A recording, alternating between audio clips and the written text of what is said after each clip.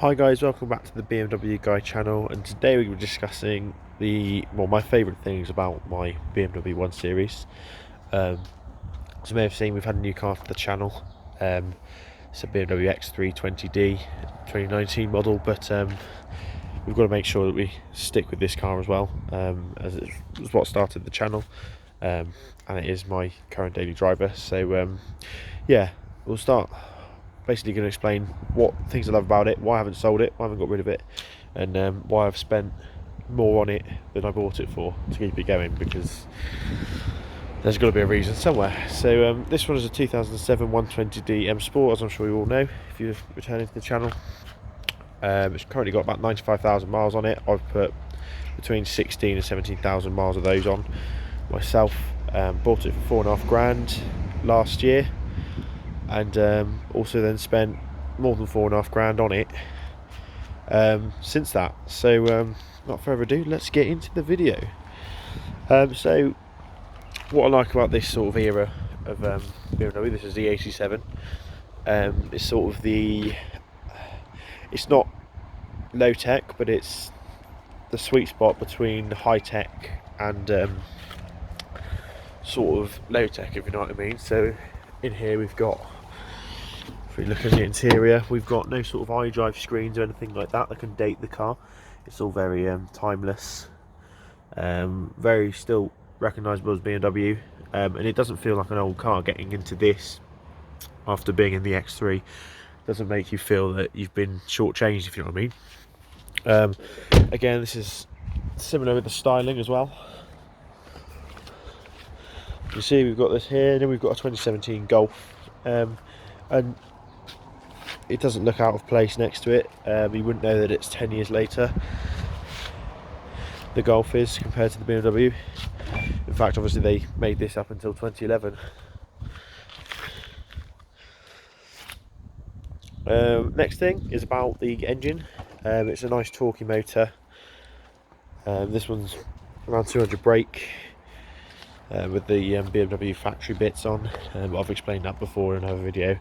But yeah, it's got a nice smooth, well, it's a smooth power delivery. Once the turbo kicks in, it actually gives you a bit of a lag between when you put your foot down and when you actually go somewhere, which is an interesting thing. If you've never driven the car before, it can make it feel quite sluggish, but actually once you get used to it, it's a nice bit of character in the car. And it's also quite easy to maintain. Obviously it's just regular oil changes. I'll get under the bonnet now and we'll show you the locations of all the bits, because I do a lot of the work on this car myself rather than paying a dealer to do it. As you can see, we've got a lot of bugs on the front of this. Had it washed about 2 days ago, and this is its current state. But yeah, so we've got our air filter and stuff here, coolant. It's all fairly accessible. Got BMW recommends Castrol, but obviously with the way that fluids are nowadays, you can pretty much use any decent oil. We can check our thing here. We can pop this cover off and get to our oil filter, change that ourselves. Cabin filters here, all changeable by ourselves, and you can pretty much tear down this entire engine fairly simply and reassemble it with not too much bother. And the best bit is as well is that you get a Haynes manual that tells you how to do it all. So yeah, that's another bit. And also stuff like this I like is the bonnet sensor. It's just nice and easy, it's mechanical, it's not too over electrified like some of the new cars, such as the Golf GT behind us. You're not actually even barely allowed to even open the bonnet because of the hybrid and all that bollocks. So yeah, this car is a nice era of where it's not too overcomplicated with electrics and stuff like that. Next thing I like about it is it's the BMW stability. It's very stable at high speed. This car will do about 150 miles an hour, and I must say I've actually driven fairly close to that legally, obviously, but yeah, and it felt fine. It regularly does high speeds. You can do it very comfortably. I mean, 70 miles an hour, you're just looking at just over 2,000 RPM in 6th gear. With a decent pulling power in that gear as well, just in case you need to overtake anything. So it's sort of a nice comfy cruiser.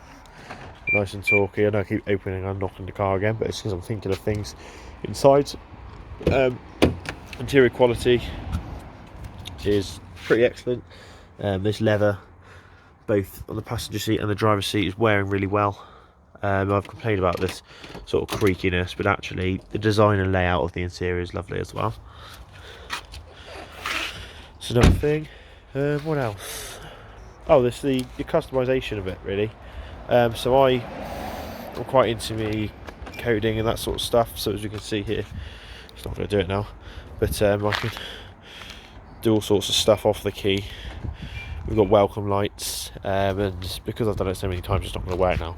But we also get the fog lights come on, and this is all done by coding the ECUs within the car. This can literally be done with an adapter and an app on your phone called Carly, which is something I enjoy doing because it's not too overcomplicated. With the newer cars, you can have all sorts of systems where you can change all bits to do with the iDrive system and everything like that, but in this it's sort of fairly basic, but gives you enough to make the car yours.